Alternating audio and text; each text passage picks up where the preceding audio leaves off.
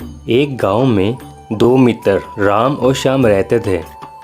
राम बहुत धार्मिक था और भगवान को बहुत मानता था, जबकि श्याम बहुत मेहनती था। एक बार दोनों ने मिलकर एक खेत खरीदा, जिससे वह बहुत फसल उगाकर अपना घर बनाना चाहते थे। श्याम तो खेत में जाकर मेहनत करता था, लेकिन राम कुछ काम नहीं करता था, बल्कि मंदिर में जाकर भगवान से अच्छी फसल के लिए प्रार्थना करता था। इस तरह समय बीतता गया। कुछ समय बाद खेत की फसल पककर तैयार हो गई,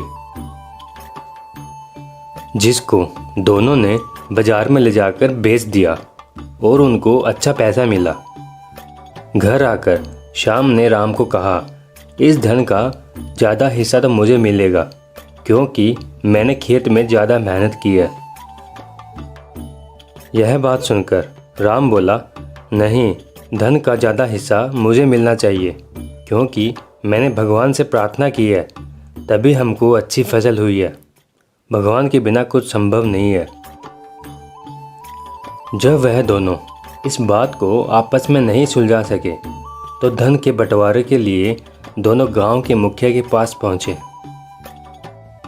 मुखिया ने दोनों की सारी बात सुनकर उन दोनों को एक एक बोरा चावल का दिया, जिसमें कंकड़ मिले हुए थे।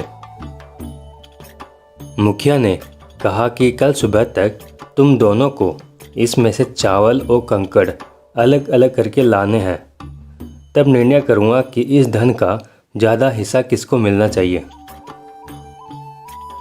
दोनों चावल की बोरी लेकर अपने घर चले गए। श्याम ने रात भर जाकर चावल और कंकड़ को अलग किया, लेकिन राम चावल की बोरी को लेकर मंदिर में गया और भगवान से चावल में से कंकड़ अलग करने की प्रार्थना की। अगले दिन सुबह श्याम जितने चावल और कंकड़ को अलग कर सका, उसको लेकर मुखिया के पास गया, जिसे देखकर मुखिया खुश हुआ। राम वैसी की वैसी बोरी को लेकर मुखिया के पास आ गया।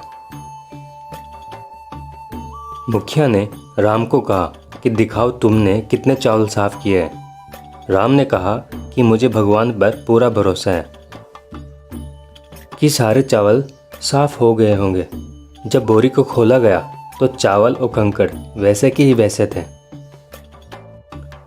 मुखिया ने राम को कहा कि भगवान भी तभी सहायता करते हैं जब तुम मेहनत करते हो।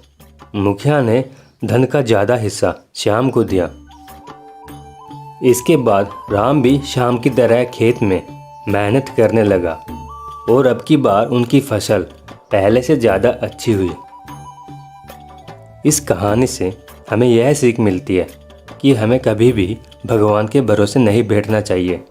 हमें सफलता प्राप्त करने के लिए मेहनत करनी चाहिए।